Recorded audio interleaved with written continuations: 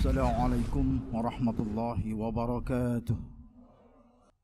الحمد لله رب العالمين.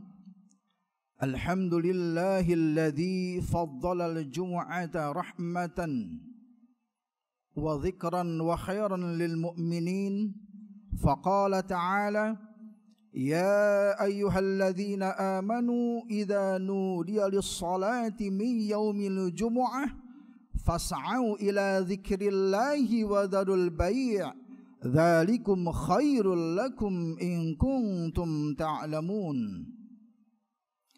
أشهد أن لا إله إلا الله وحده لا شريك له، وأشهد أن محمدا عبده ورسوله الذي لا نبي بعده.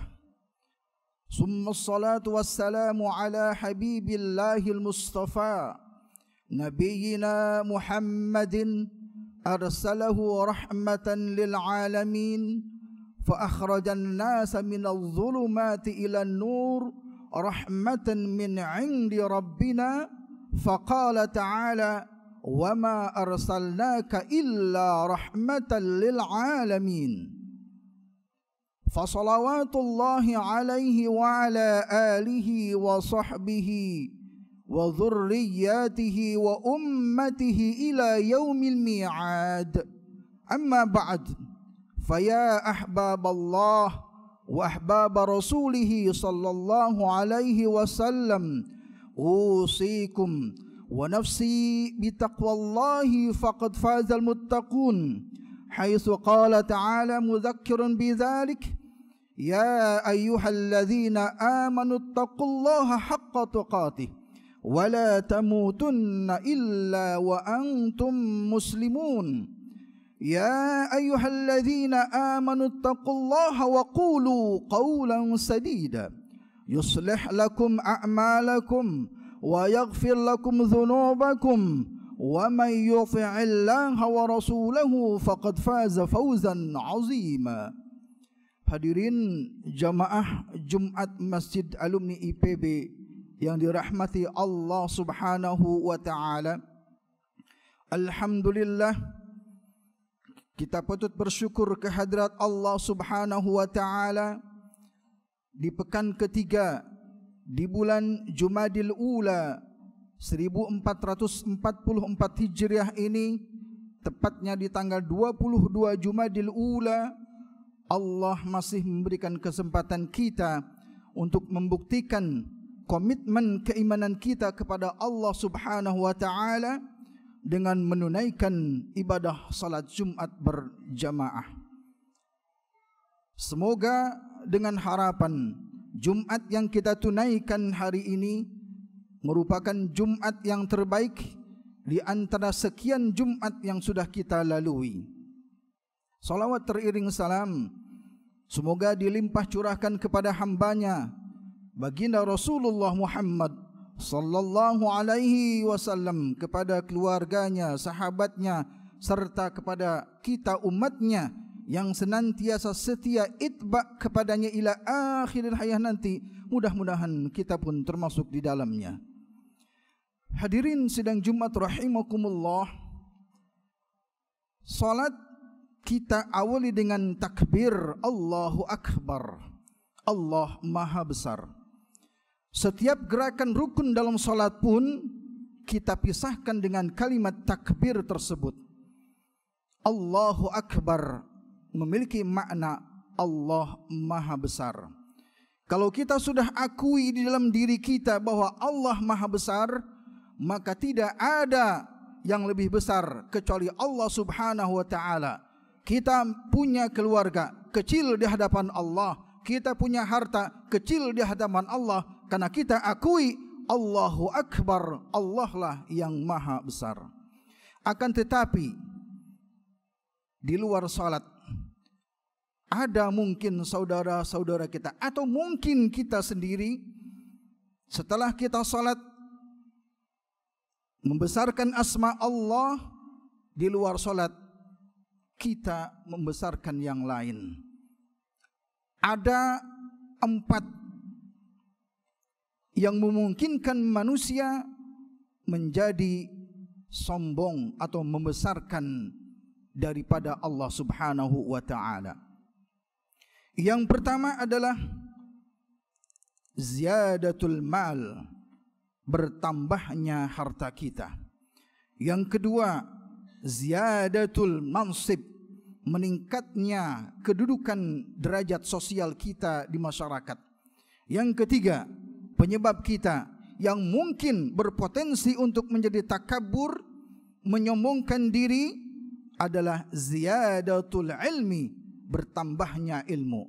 Dan yang terakhir adalah ziyadatul ta'ah, bertambahnya ketaatan kita kepada Allah Subhanahu wa ta'ala. Hadirin sidang Jumat yang berbahagia, yang pertama adalah ziyadatul mal.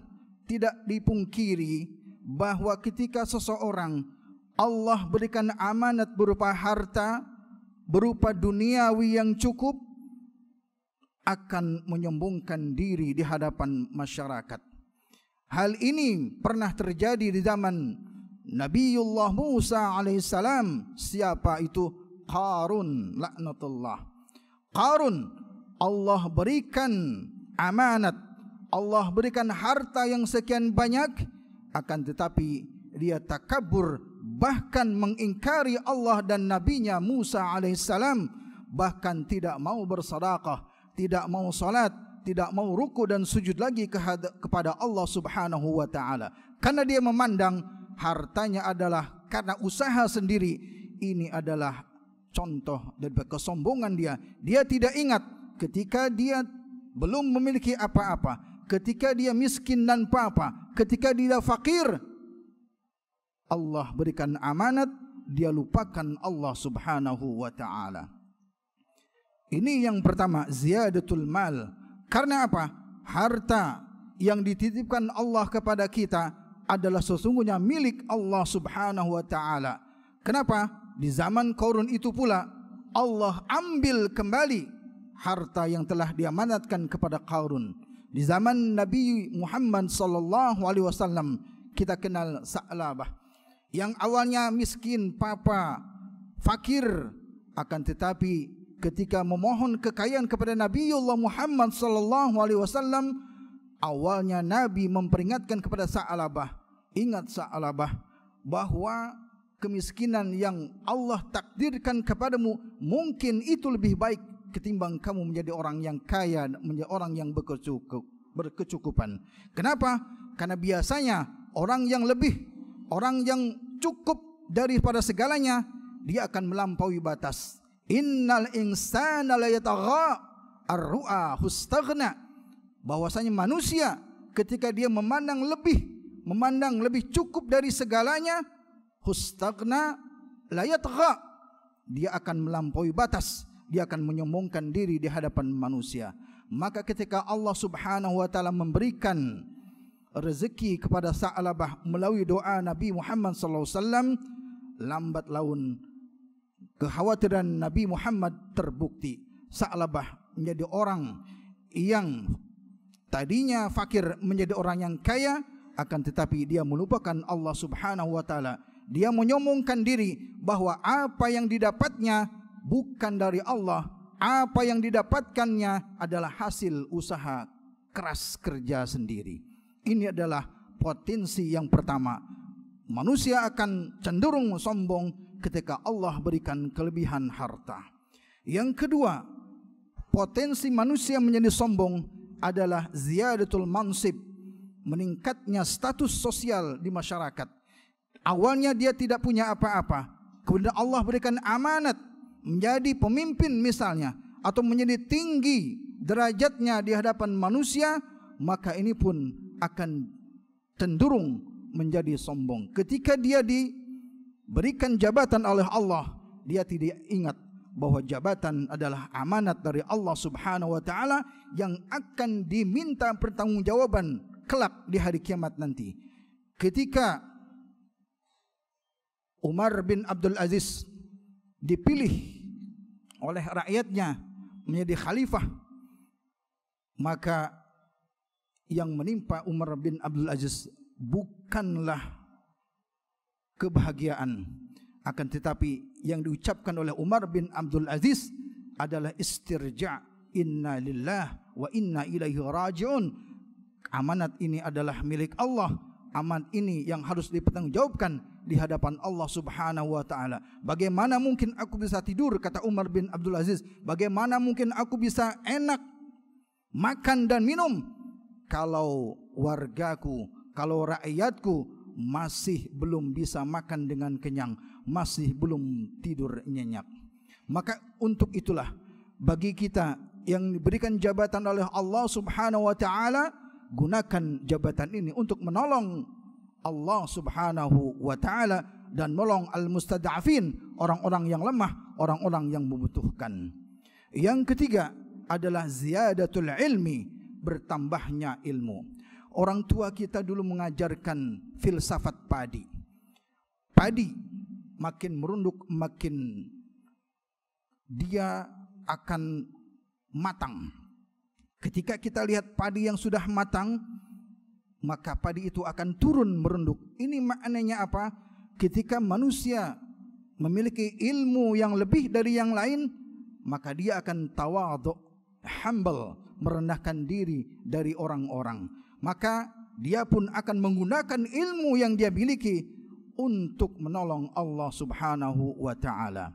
Yang keempat, potensi manusia menjadi sombong adalah ziyadatut ta'ah, bertambahnya ketaatan kepada Allah Subhanahu wa taala.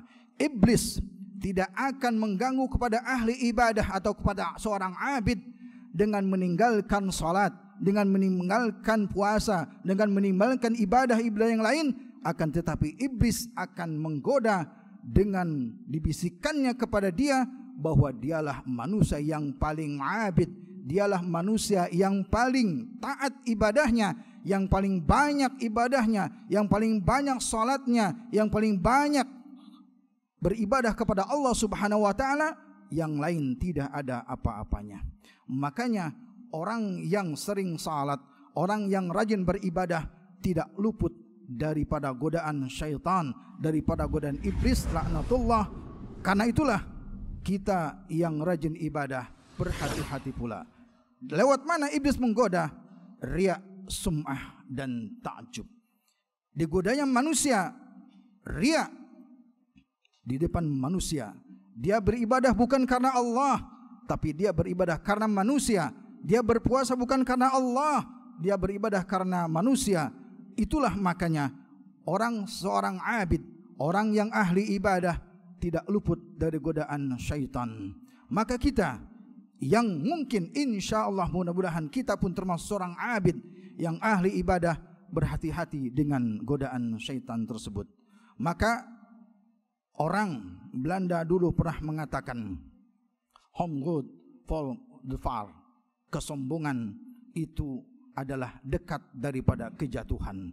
Seseorang yang sombong justru dirinya tengah berada di jurang kejatuhan.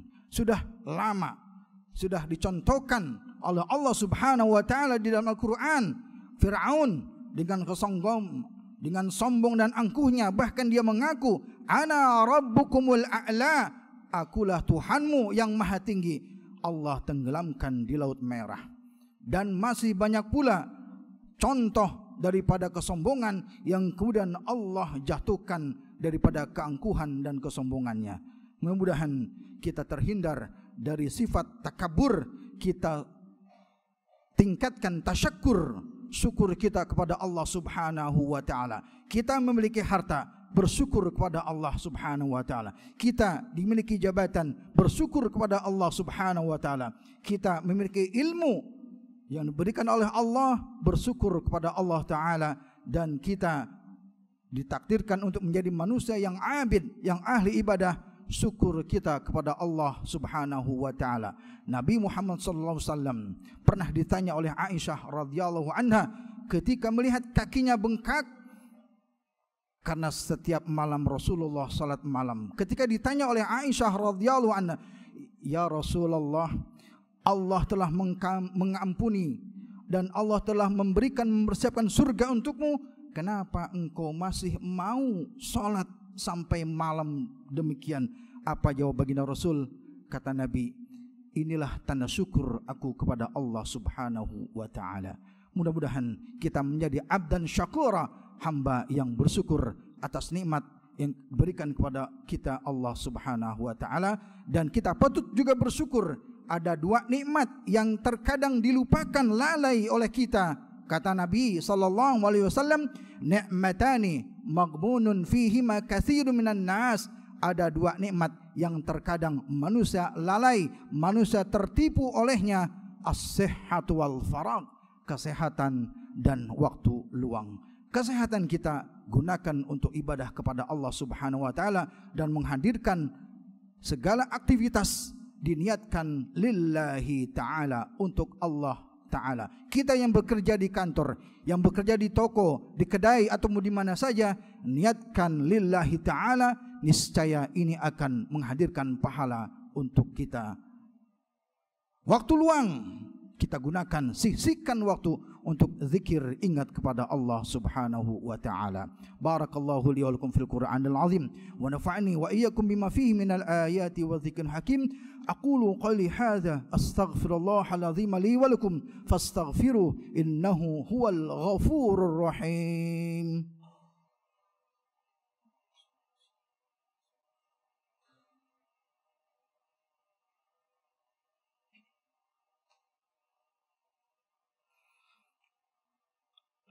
Alhamdulillahi rabbil alamin, wal aqibatu lil muttaqin, wala udwana illa 'alal zalimin.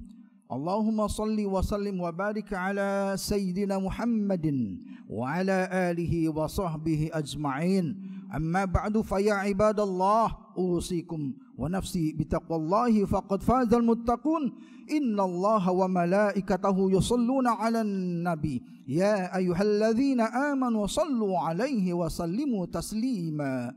Allahumma salli ala Muhammad wa ala ali Muhammad kama sallaita ala Ibrahim wa ala ali Ibrahim, wa barik ala Muhammad wa ala ali Muhammad kama barakta ala Ibrahim wa ala ali Ibrahim innaka Hamidum Majid. Allahumma ighfir lil muslimina wal muslimat wal mu'minina wal mu'minat al ahya'i minhum wal amwat innaka sami'un qaribun mujibud da'wat wa ya qadhiyal hajat. Allahumma inna na'udzu bika min juhdil bala wa darkis syaqa wa su'il qadha wa shamatatil a'da. Allahumma inna na'udzu bika minal barasi wal jununi wal juzam wa min sayyi'il asqam. Allahumma izzil islam wal muslimin wa khzul man khadala al muslimin. Allahumma ansur man nasara ad-din. Allahumma ansur ikhwanana al mujahidin fi Filistin wa fi kulli makan innaka ala kulli syai'in qadir. Allahumma la tada' lana fi maqamina hadha dhanban illa ghafartah, wala hamman illa farajtah, wala daynan illa qadaitah, wala maridun illa syafaitah, wala hajatan min hawaijid dunya hiya laka ridhan illa qadaitaha wa yassartaha ya arhamar rahimin wa ya akramal akramin. Rabbana atina fid dunya hasanah wa fil akhirati hasanah wa qina adzaban nar. Ibadallah, innallaha ya'muru bil adli wal ihsan wa ita'i dzil qurba wa yanha 'anil fahsya'i wal munkari wal baghi ya'izukum la'allakum tadhakkarun. Fadhkurullaha al-azima yadhkurkum wa la dzikrullahi akbar wallahu ya'lamu ma tasna'un. Fa aqimis shalah.